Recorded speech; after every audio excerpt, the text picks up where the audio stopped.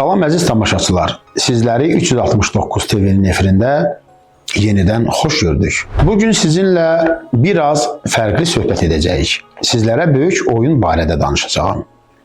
Yəni bizləri kimlər və necə idarə edirlər? Heç düşündünüzmü, niyə hər səhər saat 8-də oyanıb işə qaçırıq?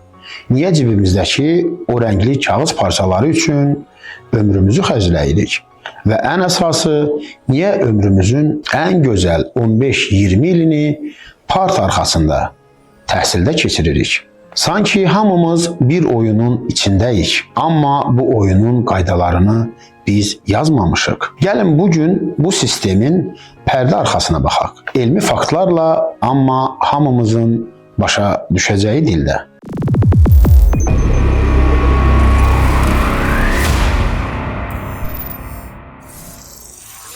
Min illər əvvəl dövlətlər yox idi. İnsanlar kiçik qruplarla gəzirdilər. Bəs nə oldu ki, biz nəhəng dövlətlər qurduq? Məşhur tarixçi Yuval Harari özünün Sapiens kitabında deyirdi. Hər şey kənd təsərrüfatı inqilabı ilə başladı. İnsanlar bir yerdə məskunlaşdı. Buğda əkdi. Buğda artıq olanda onu digər insan qruplarından, digər qonşu qəbilələrdən qorumaq lazım gəldi. Bax, elə burada dövlət dediyimiz anlayış yarandı. Biz öz azadlığımızın bir hissəsini verdik ki, kimsə bizi qorusun və ədaləti təmin etsin. Filosof Thomas Hobbes bunu belə izah edirdi. İnsan insanın canavarıdır. Əgər bir güc, yəni dövlətlər olmasa, hamı bir-birini didərdi. Yəni dövlət əslində bir təhlükəsizlik sığortası kimi yaradıldı. Yaxşı, dövlətlər 100 illərdir ki, var. Bəs cəmiyyətlərdəki problemlər niyə bitmir? Niyə ədalətli cəmiyyət hələ də qura bilmirik? Çünki bəzi dövlətlər yaradılarkən vətəndaşlar və ədalət qarşısında üzərlərinə götürdükləri müqəddəs mükəlləfiyyətləri zamanla itirdilər. Və artıq insanlar üçün deyil, öz yaratdıqları hökmranlıq imperiyalar üçün işləməyə və daha da möhkəmlənməyə başladılar. Dünyanı idarə edən ailələr bu yolla dünyadakı bütün resurslara yiyələnərək öz imkanlarını gücləndirdilər. İndinin özündə dünyanın ən güclü dövlətlərinə nəzər salsaq, görərik ki, krallıqlar və imperiyalar şəklində idarə olunurlar. Və dünyanın resurslarına sahib olan ərazilərdəki dövlətləri öz müstəmləkələri kimi idarə edirlər. Və dünyaya demokratiya nağılları danışaraq öz ağalıqlarını sürdürürlər.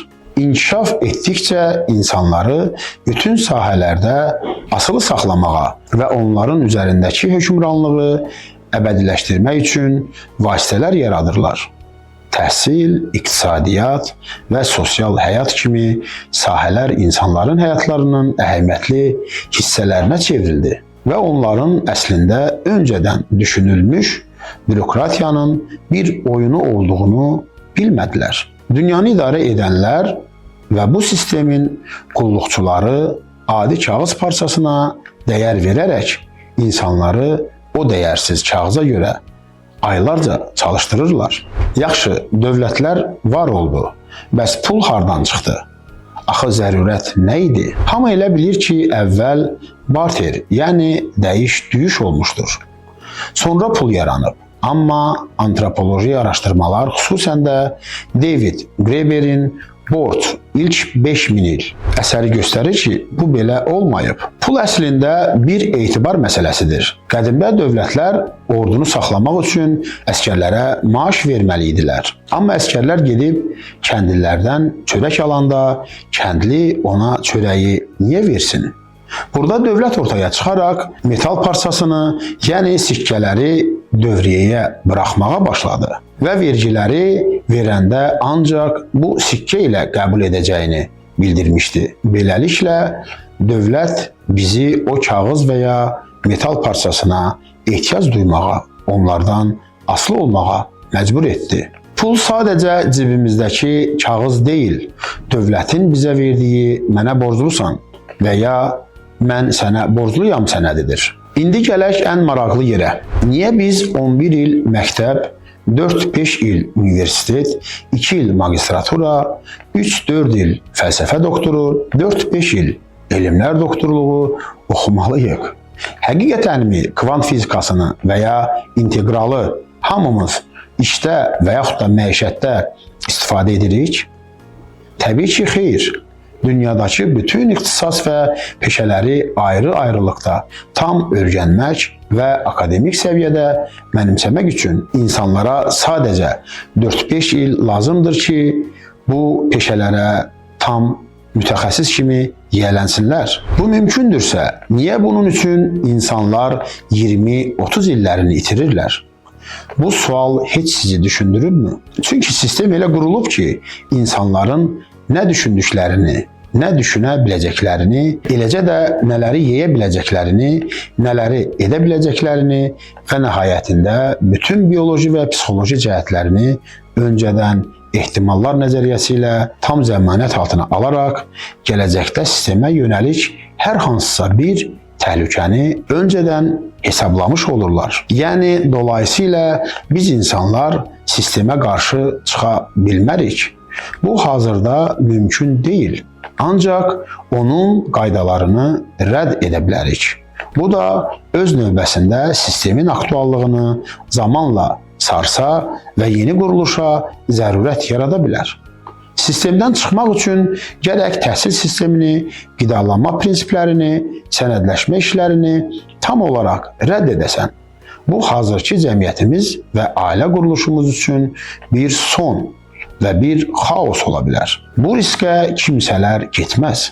Bu mövzunu danışarkən yadıma qaraçılar düşdü.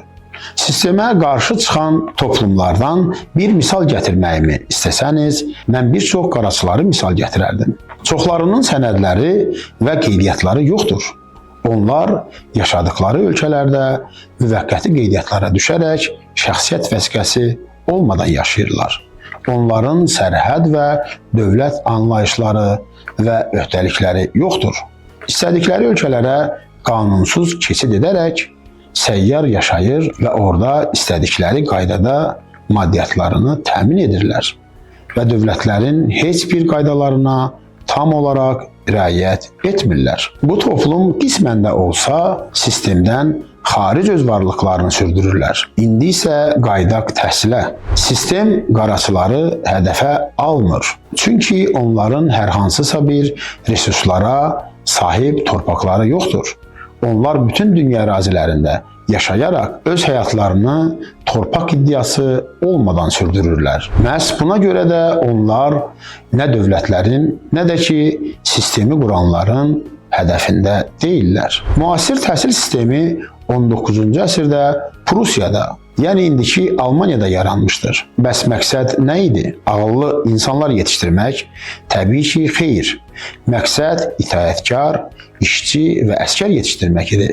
Sənaye inqilabı dövründə zavodlara elə adamlar lazım idi ki, zəng çalınanda gəlsin, zəng çalınanda çıxıb getsin. Verilən tapşırıqları sorğulamadan yerinə yetirsin. Təhsil eksperti Ken Robinson deyirdi ki, indiki məktəblər yaradıcılığı öldürür.